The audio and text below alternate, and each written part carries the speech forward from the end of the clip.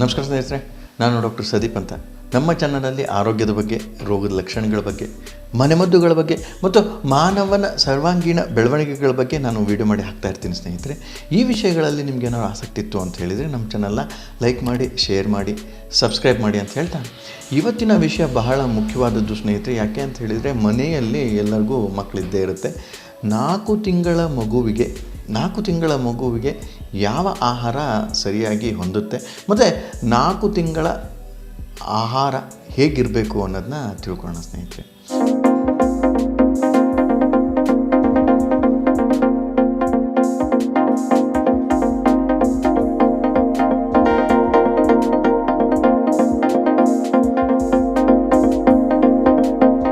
So ಮೊದಲನೇದಾಗಿ 4 ತಿಂಗಳ ಮಗುವಿನ ಆಹಾರ ಏನೇನಿರಬೇಕು ಅಂತ.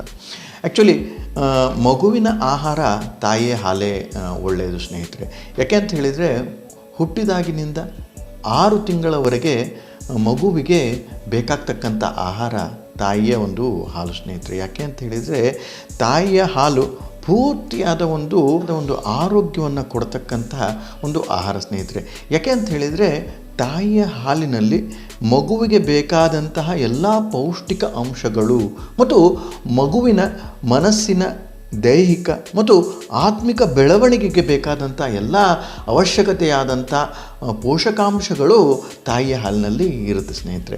ಸೊ ಹೀಗಾಗಿ ತಾಯಿಯ ಹಾಲನ್ನು ಬಿಟ್ಟು ಮತ್ತು ಬೇರೆ ಏನೂ ಕೊಡಬಾರ್ದು ಅಂತ ಚಿಕ್ಕ ಮಕ್ಕಳ ತಜ್ಞರು ಅಡ್ವೈಸ್ ಮಾಡ್ತಾನೆ ಇರ್ತಾರೆ.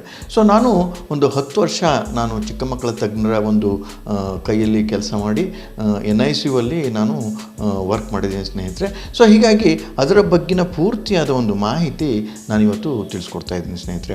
ಸೊ ಈ ತಾಯಿಯ ಹಾಲಿನ ಮಹತ್ವ ಎಷ್ಟಪ್ಪ ಅಂತ ಹೇಳಿದರೆ, ಮನಸ್ಸಿನ ಬೆಳವಣಿಗೆ, ದೈಹಿಕ ಬೆಳವಣಿಗೆ ಮತ್ತು ಆತ್ಮಿಕ ಬೆಳವಣಿಗೆ ಈ ತಾಯಿಯ ಹಾಲಿನಿಂದ ಆಗುತ್ತೆ ಅಂತ ರಿಸರ್ಚಲ್ಲಿ ಕಂಡುಬಂದಿದೆ ಸ್ನೇಹಿತರೆ. ಈಗ ಮಂಗಗಳ ಮೇಲೆ ಒಂದು ಪರೀಕ್ಷಣೆ ಮಾಡಿದರು ಸ್ನೇಹಿತರೆ ಅಮೇರಿಕದಲ್ಲಿ.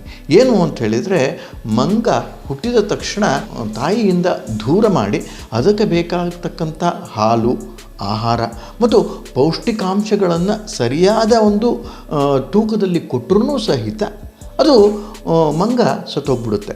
ಸೊ ಇದರ ಅರ್ಥ ಏನಪ್ಪ ಅಂತ ಹೇಳಿದರೆ, ತಾಯಿಯ ಒಂದು ಬಾಂಧವ್ಯ, ತಾಯಿಯ ಒಂದು ಪ್ರೀತಿ, ತಾಯಿಯ ಒಂದು ಕಳಕಳೆ ಬಹಳ ಮುಖ್ಯವಾಗುತ್ತೆ ಯಾವುದೇ ಒಂದು ಜೀವಿಗೆ. ಸೊ ಹೀಗಾಗಿ ಮಂಗನಲ್ಲಿ ಪರೀಕ್ಷಣೆ ಮಾಡಿದ್ದು ಏನು ಅಂತ ಹೇಳಿದರೆ, ತಾಯಿಯಿಂದ ದೂರ ಮಗುವನ್ನು ಇಟ್ಬಿಟ್ರೆ ಏನಾಗುತ್ತೆ ಅನ್ನೋದನ್ನ ಪರೀಕ್ಷಣೆ ಮಾಡಿದರು ಸ್ನೇಹಿತರೆ.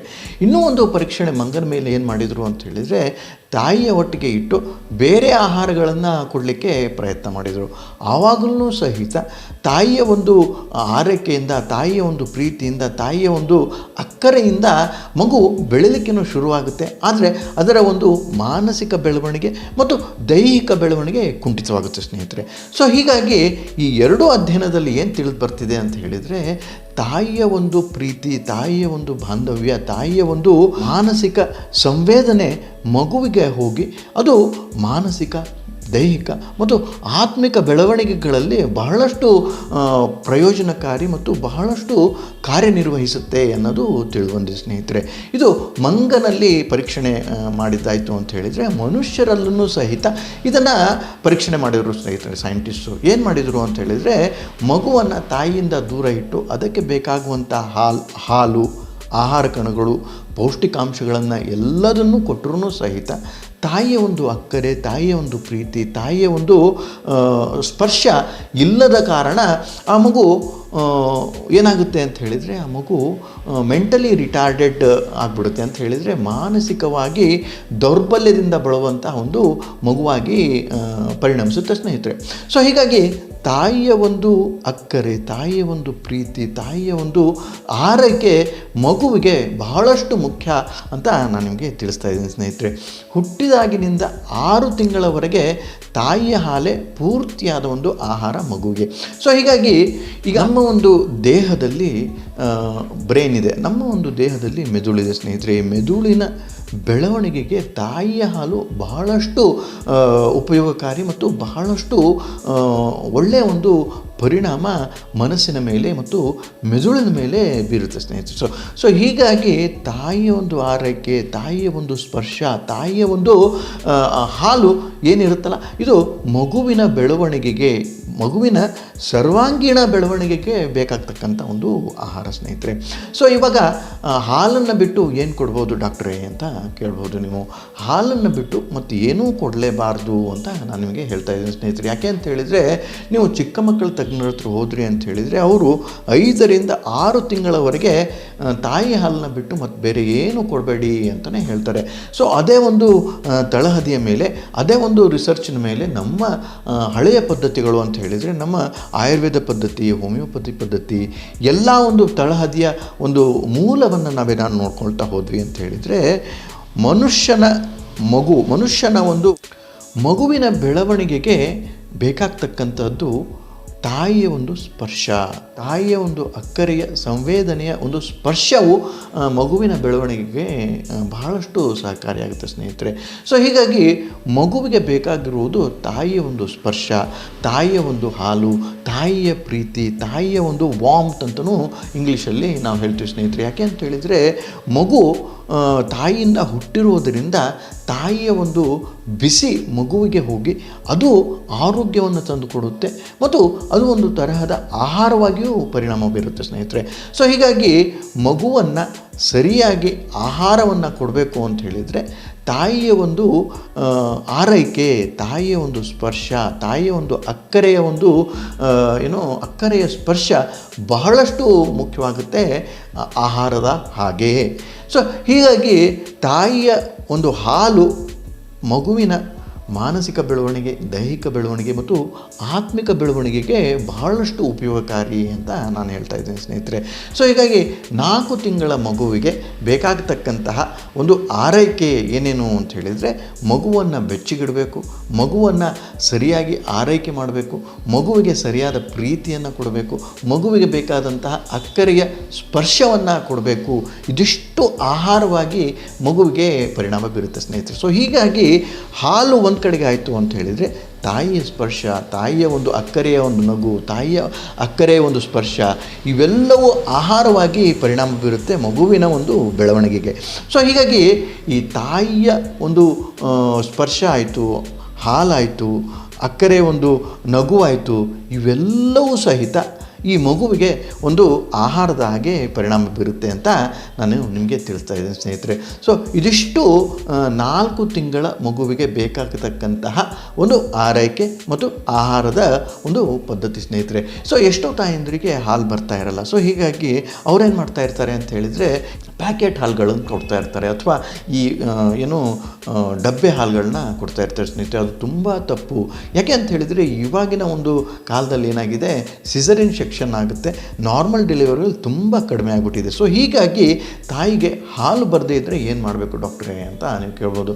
ಇದು ಒಂದು ತಪ್ಪು ಕಲ್ಪನೆ ತಾಯಂದಿರಲ್ಲಿ ಬಂದಿರತಕ್ಕಂಥದ್ದು ಸ್ನೇಹಿತರೆ. ಯಾಕೆ ಅಂತ ಹೇಳಿದರೆ, ಯಾವುದೇ ಒಂದು ಜೀವಿ ಭೂಮಂಡಲದಲ್ಲಿ ಇದೆ ಅಂತ ಹೇಳಿದರೆ ಹಾಲು ಬರದೇ ಇರತಕ್ಕಂಥದ್ದು ಅಂದರೆ ಅದು ಮಾನವ ಸ್ನೇಹಿತರೆ. ಯಾಕೆ ಅಂತ ಹೇಳಿದರೆ, ಮಾನವ ಅಪ್ರಾಕೃತಿಕವಾಗಿ ಅದನ್ನು ಅನುಭವಿಸ್ತಾ ಇರುವುದು ಮಾನವ ಒಬ್ಬನೇ ಸ್ನೇಹಿತರೆ. ಯಾಕೆ ಅಂತ ಹೇಳಿದರೆ, ಯಾವುದೇ ಒಂದು ಜೀವಿಯಲ್ಲಿ, ಯಾವುದೇ ಒಂದು ಪ್ರಾಣಿಯಲ್ಲಿ ಹಾಲು ಬರುವುದು ಸರ್ವೇ ಸಾಮಾನ್ಯ. ಸೊ ಹೀಗಾಗಿ ಮನುಷ್ಯನಲ್ಲೂ ಸಹಿತ ಈ ಹಾಲು ಬರುವುದು ಸರ್ವೇ ಸಾಮಾನ್ಯ. ಆದರೆ ನಮ್ಮ ಒಂದು ಮಾನಸಿಕ ದೌರ್ಬಲ್ಯಗಳು, ನಮ್ಮ ಒಂದು ಮಾನಸಿಕ ಖಿನ್ನತೆಗಳು, ನಮ್ಮ ಒಂದು ಮಾನಸಿಕ ರೋಗಗಳಿಗೆ ಮನುಷ್ಯ ಸಿಲುಕಿ ಹಾಕ್ಕೊಂಡು ಏನಾಗುತ್ತೆ ಅಂತ ಹೇಳಿದರೆ, ಈ ಹಾಲು ಬರುವುದು ತಾಯಂದಿರಲ್ಲಿ ಬಹಳಷ್ಟು ನಿಂದಿರುವಂಥ ಸಾಧ್ಯತೆಗಳು ಕಂಡುಬರ್ತಾ ಇದೆ ಮತ್ತು ಕಡಿಮೆ ಹಾಲು ಬರ್ತಾ ಇದೆ ಅಂತ ಮಾನಸಿಕ ಒಂದು ಫಿಕ್ಸ್ಡ್ ಐಡಿಯಾ ಅಥವಾ ಒಂದು ಮನಸ್ಸಿನಲ್ಲಿ ಕುತ್ಕೊಂಡ್ಬಿಟ್ಟಿರುತ್ತೆ ಸ್ನೇಹಿತರು. ಹೀಗಾಗಿ ಏನಾಗುತ್ತೆ ಅಂತ ಹೇಳಿದರೆ, ಮಗುಗೆ ಹಾಲು ಸಾಕಾಗ್ತಿಲ್ಲ ಅಂತ ತಾಯಂದಿರು ಬಹಳಷ್ಟು ವರಿ ಮಾಡ್ತಾ ಇರ್ತಾರೆ ಅಥವಾ ಬಹಳಷ್ಟು ಚಡಪಡಿಕೆಯಿಂದ ಬಳಲ್ತಾ ಇರ್ತಾರೆ. ಆದರೆ ಮಗುವಿಗೆ ಬೇಕಾಗತಕ್ಕಂಥ ಆಹಾರ ಆಗಲೇ ನಮ್ಮ ಪ್ರಕೃತಿ ತಂದು ಒದಗಿಸಿದೆ. ಆದರೆ ಅದನ್ನು ಕೊಡುವ ಒಂದು ನಿಯಮ, ಕೊಡುವ ಒಂದು ಸರಿಯಾದ ಜ್ಞಾನ ತಾಯಂದಿರಿಗೆ ಇರಬೇಕು ಅಂತ ನಾನು ನಿಮಗೆ ತಿಳಿಸ್ತಾ ಇದ್ದೀನಿ ಸ್ನೇಹಿತರೆ. ಮೊದಲನೇ ತಪ್ಪು ಕಲ್ಪನೆ ಅಂತ ಹೇಳಿದರೆ ನಮಗೆ ನಮ್ಮ ಮಗುವಿಗೆ ಬೇಕಾದಷ್ಟು ಹಾಲು ಬರ್ತಾ ಇಲ್ಲ ಅನ್ನೋದು ಮೊದಲನೇ ತಪ್ಪು ಕಲ್ಪನೆ ಆಯಿತು ಅಂತ ಹೇಳಿದರೆ, ಎರಡನೇ ತಪ್ಪು ಕಲ್ಪನೆ ಏನು ಅಂತ ಹೇಳಿದರೆ ತಾಯಂದಿರು ಸರಿಯಾಗಿ ಆಹಾರವನ್ನು ತಿಂದರೆ, ಪೂರ್ತಿಯಾದ ಒಂದು ಪೌಷ್ಟಿಕವಾದ ಆಹಾರವನ್ನು ಅವರೇನಾದ್ರು ತಿಂದಿದ್ದೇ ಆಯಿತು ಅಂತ ಹೇಳಿದರೆ ಮಗುವಿಗೆ ಬೇಕಾದಷ್ಟು ಹಾಲು ಬಂದೇ ಬರುತ್ತೆ ಅಂತ ನನಗೆ ತಿಳಿಸ್ತಾ ಇದ್ದೀನಿ ಸ್ನೇಹಿತರೆ. ಹಾಲನ್ನು ತಾಯಂದಿರಲ್ಲಿ ಬಹಳಷ್ಟು ಮಾಡಬೇಕು ಅಂತ ಇತ್ತು ಅಂತ ಹೇಳಿದರೆ ಎಳನೀರನ್ನು ಕುಡಿಬೇಕು, ಹಾಲನ್ನು ಕುಡಿಬೇಕು, ಪೌಷ್ಟಿಕವಾದ ಆಹಾರವನ್ನು ತಿನ್ನಬೇಕು ಅಂತ ನಾನು ನಿಮಗೆ ತಿಳಿಸ್ತಾ ಇದ್ದೀನಿ ಸ್ನೇಹಿತರೆ. ಸೊ ಇದಿಷ್ಟು ತಾಯಂದಿರಲ್ಲಿ ಹಾಲು ಹೇಗೆ ಬರಬೇಕು ಅಂತ ಆಯಿತು ಅಂತ ಹೇಳಿದರೆ ತಾಯಂದಿರಲ್ಲಿ ತಪ್ಪು ಕಲ್ಪನೆ ಹೇಗೆ ಹೊರಗೆ ಹಾಕಬಹುದು ಅಂತ. ಅವರು ಯಾವಾಗಲೂ ಒಳ್ಳೆಯದನ್ನು ಯೋಚನೆ ಮಾಡಬೇಕು ಮತ್ತು ಪಾಸಿಟಿವ್ ಆ್ಯಟಿಟ್ಯೂಡಲ್ಲಿ ಏನಾದ್ರು ಇದ್ದಿದ್ದೇ ಆಯಿತು ಅಂತ ಹೇಳಿದರೆ ಹಾಲು ಮಗುವಿಗೆ ಬೇಕಾದಷ್ಟು ತನ್ನಷ್ಟಕ್ಕೆ ತಾನೇ ಬಂದೇ ಬರುತ್ತೆ ಸ್ನೇಹಿತರೆ. ಬರಲ್ಲ, ಆಗಲ್ಲ, ಹೋಗಲ್ಲ, ಆಗುತ್ತೆ, ದ್ವಂದ್ವದಲ್ಲಿ ಏನಾರಿತ್ತು ಅಂತ ಹೇಳಿದರೆ ಅದು ನೀವು ಅಂದುಕೊಂಡ ಹಾಗೆ ಆಗುತ್ತೆ ಸ್ನೇಹಿತರೆ. ಸೊ ಹೀಗಾಗಿ ಪಾಸಿಟಿವ್ ಆ್ಯಟಿಟ್ಯೂಡ್ ಒಂದು ಇಟ್ಕೊಂಡ್ಬಿಟ್ಟು ತಾಯಿ ಮಗುವಿನ ಒಂದು ಸಂಬಂಧ ಸರಿಯಾಗಿ ಬೆಳೆಸಿದ್ದೇ ಆಯಿತು ಅಂತ ಹೇಳಿದರೆ ತಾಯಿ ಮಗುವಿನ ಸಂಬಂಧ ಬಹಳ ಒಳ್ಳೆಯ ರೀತಿಯಲ್ಲಿ ಪೂರ್ತಿಯಾಗಿ ಸಂಪೂರ್ಣವಾಗಿ ಬೆಳೆದು ಅದು ಒಂದು ಉತ್ತುಂಗಕ್ಕೆ ಮುಟ್ಟುತ್ತೆ ಅಂತ ನಾನು ನಿಮಗೆ ತಿಳಿಸ್ತಾ ಇದ್ದೀನಿ ಸ್ನೇಹಿತರೆ. ಸೊ ಹೀಗಾಗಿ 4 ತಿಂಗಳ ಮಗುವಿಗೆ ಏನೇನು ಬೇಕು ಅಂತ ನಾನು ಈ ವಿಡಿಯೋದಲ್ಲಿ ಪೂರ್ತಿಯಾಗಿ ಹೇಳಿದ್ದೀನಿ ಸ್ನೇಹಿತರೆ. ಈ ವಿಡಿಯೋ ನಿಮ್ಗೆ ಏನಾದ್ರು ಲೈಕ್ ಆಯಿತು ಅಂತ ಹೇಳಿದರೆ ನಮ್ಮ ಚಾನಲ್ ಲೈಕ್ ಮಾಡಿ, ಶೇರ್ ಮಾಡಿ, ಸಬ್ಸ್ಕ್ರೈಬ್ ಮಾಡಿ. ಯಾವುದೇ ತರಹದ ಪ್ರಶ್ನೆಗಳಿತ್ತು ಅಂತ ಹೇಳಿದರೆ ಕಾಮೆಂಟ್ ಸೆಕ್ಷನಲ್ಲಿ ಹಾಕಿ ಸ್ನೇಹಿತರೆ. ಇದಿಷ್ಟು ಇವತ್ತಿನ ಮಾಹಿತಿ. ಈ ಮಾಹಿತಿ ನಿಮಗೆ ಲೈಕ್ ಆಯಿತು ಅಂತ ಹೇಳಿದರೆ ಎಲ್ಲರಿಗೂ ಮನೆಗೆ ಎಲ್ಲರಿಗೂ ಎಲ್ಲ ತಾಯಂದಿರಿಗೆ ಕಳಿಸಿ ಅಂತ ಹೇಳ್ತಾ ಈ 2 ಮಾತುಗಳನ್ನ ಮುಗಿಸ್ತೀನಿ ಸ್ನೇಹಿತರೆ. ನಮಸ್ಕಾರ, ಧನ್ಯವಾದಗಳು.